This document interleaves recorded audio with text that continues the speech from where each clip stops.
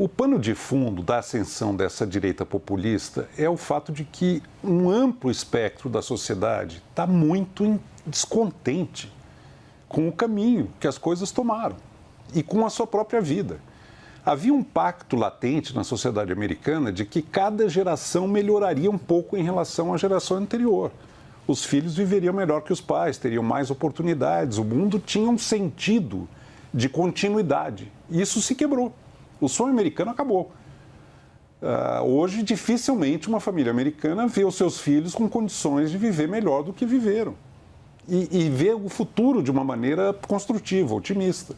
Até os indicadores biomédicos americanos apontam isso. Por que as pessoas estão tão descontentes? Esse é o pano de fundo. Por que elas estão com tanto medo? Por que elas têm tanta incerteza? E por que as instituições em que acreditavam deixaram de ser críveis, o que permite o surgimento de um líder carismático que mobiliza esse descontentamento, essa inquietação. Eu acho que tem três coisas, cada uma delas mereceria toda uma análise, que não é o caso de fazer aqui, mas primeiro foi uma aposta temerária na globalização, feita por essa elite liberal, hegemônica nos Estados Unidos até a quebra significada pelo Trump. O que implicou isso para o americano comum? Ou para o europeu comum, ou para o brasileiro comum, o argentino comum, trabalhador? Significou centenas de milhões de trabalhadores asiáticos entrando no mercado de trabalho, altamente produtivos e ganhando uma fração do que ganham seus pares no resto do mundo. Essas pessoas que estavam com a vida organizada, estabelecida, de repente viram o chão desaparecer sob seus pés.